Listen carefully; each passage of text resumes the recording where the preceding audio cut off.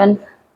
तो बहुत सारी चीज़ें हमारे देश में चल रही हैं और इतनी सारी चीज़ों को देख के मुझे लगा कि मैं अपने आप को रोक नहीं पाई। Hello everyone, my name is Kalpana Singh. बहुत सारी चीज़ें हमारी देश में चल रही हैं और इतनी सारी चीज़ों को देख के मुझे लगा कि शायद अब बोलना चाहिए, क्योंकि इतनी सारी चीज़ों को लेकर हम परेशान हो रहे हैं। चाहे वो नीट पेपर लीक हो, सीटेट, यूपीटेट के पेपर लीक्स हों और उसके अलावा उससे और कहीं ज़्यादा 90 पेपर लीक हुए हैं पिछले कुछ सालों में। तो उन सारे पेपर के लीक को लेके जो बच्चे ट्रॉमेटाइज्ड हुए हैं, क्योंकि उनके पेरेंट्स, बच्चे, उनसे एसोसिएटेड जितने भी लोग होते हैं वो बहुत ज़्यादा सफ़र करते हैं। ये मैं बहुत ज़्यादा करीब से मैंने देखा है, क्योंकि मेरी छोटी जो बहन है वो मेडिकल की स्टूडेंट है और 3rd ईयर कर रही है इस बार वो।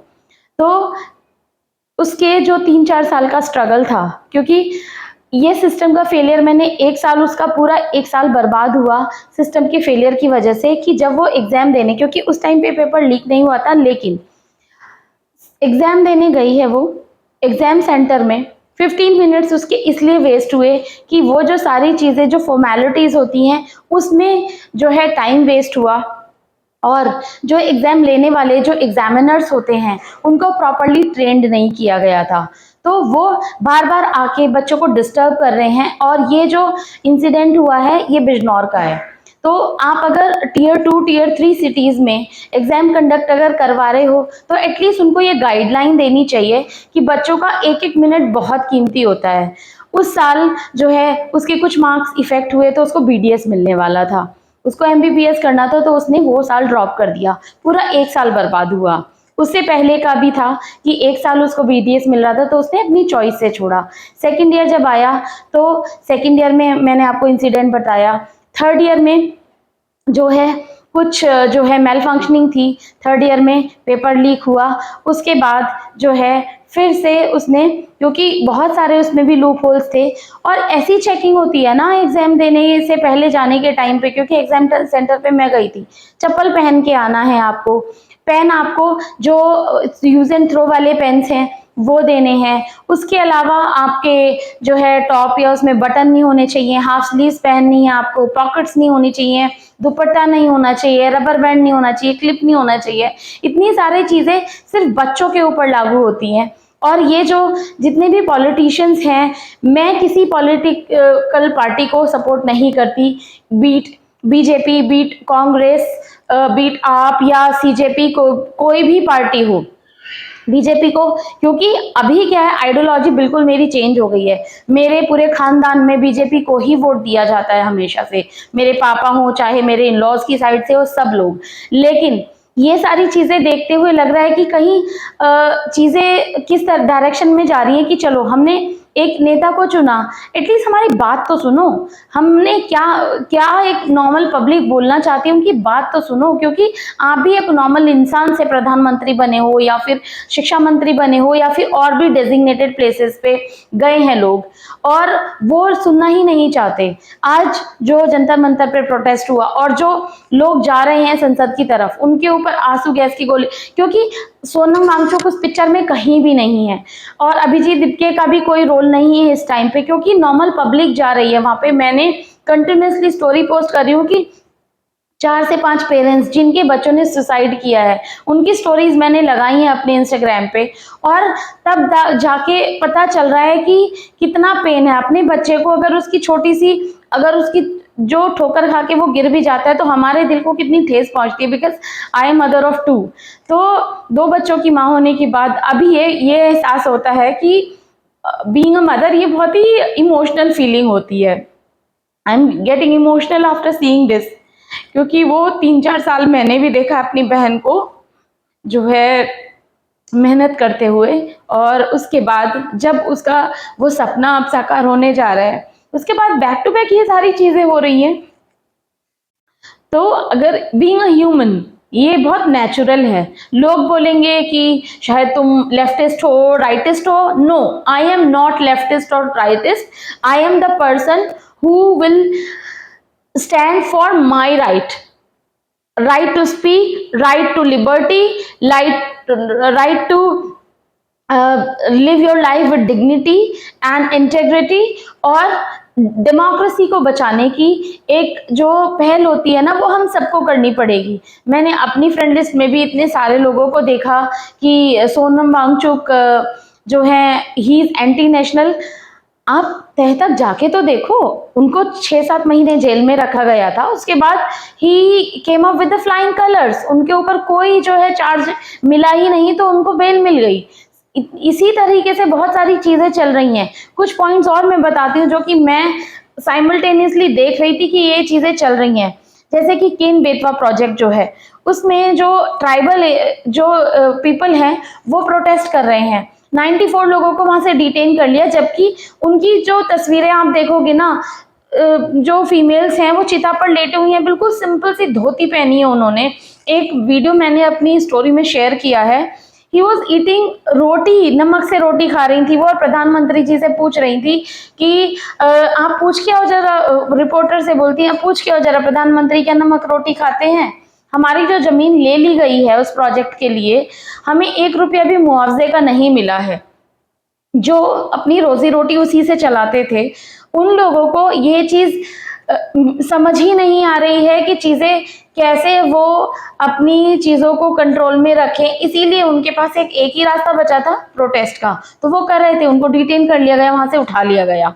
दूसरा एक और था ऋषिकेश, 7 मूड़, बहुत ज्यादा पॉपुलर हो रहा है ये कि वहां से जो है 4000 के लगभग पेड़ काटे जा रहे हैं। एक रिपोर्टर ने वहां के एनवायरमेंट मिनिस्टर को कॉल किया कि सर ये आपके जो है ऑर्डर पे ये काटा जा रहा है। वो कहते हैं मुझे तो पता ही नहीं है, मुझे किसी ने पूछा ही नहीं है। यानी कि central government is doing that. उसके बाद अगर आप अकाउंटेबिलिटी नहीं लेते हो, that is the main problem, कि आपको अकाउंटेबिलिटी लेनी पड़ेगी। सर आप कोई भी हो, कांग्रेस की गवर्नमेंट हो, उन्हें भी अकाउंटेबिलिटी लेनी चाहिए थी। आगे फ्यूचर में हम रहे ना रहे, जितनी भी गवर्नमेंट आएंगी, अकाउंटेबिलिटी तो उसकी ही होगी जिसकी गवर्नमेंट होगी। ठीक है। दूसरी चीज थी नीट पेपर लीक। उसके अलावा 21 बच्चों ने सुसाइड किया है। 21 बच्चों के जो पेरेंट्स थे वो रोज तिल मर रहे होंगे, रोज तिल, क्योंकि 5-6 की तो मैंने आवाज अपनी कानों से सुनी है, जो कि लोगों ने वीडियो शेयर करी हैं।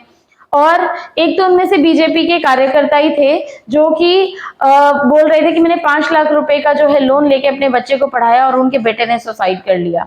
This is really heart breaking. और जो है my heart is bleeding seriously.